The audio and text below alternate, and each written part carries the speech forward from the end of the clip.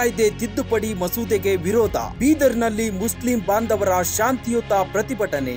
ಬೀದರ್ನಲ್ಲಿ ಮುಸ್ಲಿಂ ಬಾಂಧವರು ಇಂದು ವಿಶೇಷವಾಗಿ ಪವಿತ್ರ ರಂಜಾನ್ ದಿನದಂದು ವಿಭಿನ್ನ ರೀತಿಯಲ್ಲಿ ತಮ್ಮ ಆಕ್ರೋಶವನ್ನ ವ್ಯಕ್ತಪಡಿಸಿದ್ದಾರೆ. ವಕಫ್ ಕಾಯ್ದೆ ತಿದ್ದುಪಡಿಯ ವಿರುದ್ಧ ಕಪ್ಪು ಪಟ್ಟಿ ಕಟ್ಟಿಕೊಂಡು ಈದ್ಗಾ ಮೈದಾನದಲ್ಲಿ ನಮಾಜ್ ಸಲ್ಲಿಸಿದ್ದಾರೆ. ಈ ಪ್ರಾರ್ಥನೆಯಲ್ಲಿ ಕೈಗೆ ಕಪ್ಪು ಪಟ್ಟಿ ಧರಿಸಿ ನಮಾಜ್ ಸಲ್ಲಿಸುವ ಮೂಲಕ ತಮ್ಮ ವಿರೋಧವನ್ನ ದಾಖಲಿಸಿದ್ದಾರೆ. ಬೀದರ್ನ ಡಿಡಿಪಿಐ ಸಲೀಂ ಪಾಷಾ ಸಹ ಶಾಂತಿಯುತ ಪ್ರತಿಭಟನೆಯಲ್ಲಿ ಭಾಗವಹಿಸಿದ್ದರು. ಸಚಿವ ರಹೀಂ ಖಾನ್ ಪವಿತ್ರ ರಂಜಾನ್ ದಿನದಂದು ಕೈಗೆ ಕಪ್ಪು ಪಟ್ಟಿ ಧರಿಸಿಕೊಂಡು ನಮಾಜ್ ಮಾಡುವ ಮೂಲಕ ಆಕ್ರೋಶವನ್ನ ಹೊರಹಾಕಿದ್ದಾರೆ. ಬೀದರ್ ಜಿಲ್ಲೆಯ ವಿವಿಧ ಮಸೀದಿಗಳಲ್ಲೂ ಮುಸ್ಲಿಂ ಬಾಂಧವರು ಕಪ್ಪು ಪಟ್ಟಿ ಧರಿಸಿ ನಮಾಜ್ ಸಲ್ಲಿಸಿದ್ದಾರೆ. ವಕಫ್ ಕಾನೂನಿನ ತಿದ್ದುಪಡಿ ವಿರುದ್ಧ ಸಮುದಾಯದ ಭಾವನೆಗಳಿಗೆ ಬೆಲೆಯನ್ನ ನೀಡುತ್ತಿಲ್ಲವೆಂದು ಆಕ್ರೋಶವನ್ನ ಹೊರಹಾಕಿದ್ದಾರೆ. ಈ ಶಾಂತಿಯುತ ಹೋರಾಟ ಕೇಂದ್ರ ಸರ್ಕಾರ ಹಾಗೂ ರಾಜ್ಯ ಸರ್ಕಾರ ಗಮನಹರಿಸಿ ಇದಕ್ಕೆ ಪ್ರತಿಕ್ರಿಯೆ ನೀಡುತ್ತಾ ಕಾದು ನೋಡಬೇಕಾಗಿದೆ.